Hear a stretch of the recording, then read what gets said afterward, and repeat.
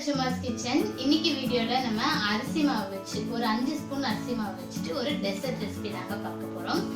ரொம்ப சிம்பிளா பண்ணிடலாம். இது அரிசி மாவுல தான் பண்ணணும்னு கிடையாது. நம்ம இதே ஸ்வீட்டா டெசர்ட் வந்துட்டு நம்ம மைதா மாவுல, ராகி மாவுல, கோதுமை மாவுல எல்லாம் கூட பண்ணலாம். இப்போ அது எப்படி பண்றதுன்னு பார்க்கலாம். அதுக்கு முன்னாடி பார்த்தீங்கன்னா உங்களுக்குலாம் ஒரு குட் நியூஸ் சொல்ல போறேன். என்னன்னு பார்த்தீங்கன்னா நம்ம வந்துட்டு இன்னொரு குக்கிங் சேனல் ஸ்டார்ட் பண்ணியிருக்கோம்.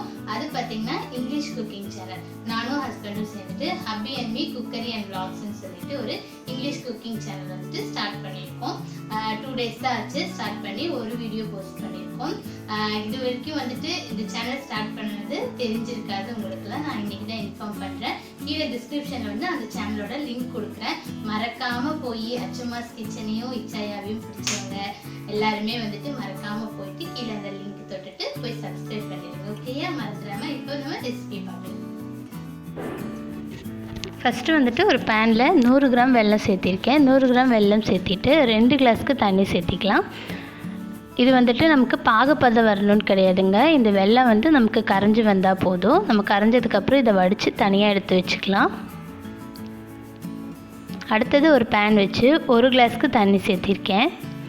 இந்த 1 கிளாஸ் தண்ணி கூட 1 கிளாஸ்க்கு பால் சேர்த்திக்கிறேன். இது வந்து நீங்கள் ரெண்டுமே வந்து 2 கிளாஸுமே தண்ணியாகவும் சேர்த்திக்கலாம், இல்லை 2 கிளாஸும் பால் சேர்த்திக்கலாம். பாலே வேணும்னு கிடையாது. பால் இல்லாத பட்சத்தில் நீங்கள் 2 கிளாஸ் தண்ணியே சேர்த்திக்கலாம். இது நல்லா வந்து கொதி வரும் பொழுது 5 ஸ்பூனுக்கு அரிசி மாவு சேர்த்திக்கலாம். நான் வந்து இங்கே அரிசி மாவு எடுத்திருக்கேன். நீங்கள் வந்து கோதுமை மாவு, மைதா மாவு, ராகி மாவு எதில் வேணால் செய்யலாம். மாவு சேர்த்திட்டு இதை நல்லா வந்து கட்டி இல்லாமல் கரைச்சிக்கோங்க. சின்ன சின்ன கட்டி இருந்தால் பிரச்சனை கிடையாது. நமக்கு வந்து பால் கொழுக்கட்டையில் அந்த குட்டி குட்டியாக அந்த மாதிரி தான் இருக்கும் டேஸ்ட்டு. சின்ன சின்ன கட்டி இருந்தால். ஆனால் பெரிய கட்டி இல்லாமல் பார்த்துக்கோங்க.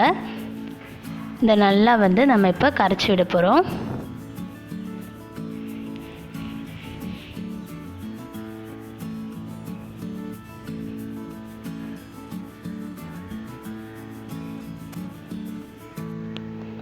பாருங்கள், நல்லா கரைச்சதுக்கப்புறம் 10 நிமிஷம் வந்து மீடியம் ஃப்ளேம்லேயே வேக வைக்கணும். 10 நிமிஷம் மீடியம் ஃப்ளேமில் வெந்ததுக்கப்புறம் நம்ம ஆல்ரெடி கரைச்சி வடித்து வச்சுருக்க வெல்லத்தை வந்து இதில் சேர்த்திக்கலாம்.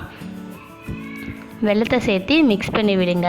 இந்த வெல்லத்திலே வந்துட்டு 10 நிமிஷம் வந்துட்டு வேகணும் மீடியம் ஃப்ளேமில். நல்லா கரைச்சி விட்டுக்கலாம்.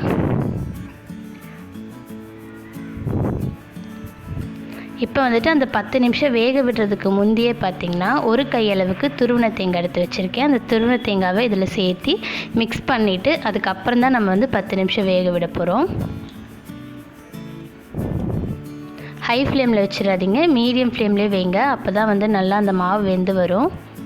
உங்களுக்கு டேஸ்ட்டும் நல்லாயிருக்கும்.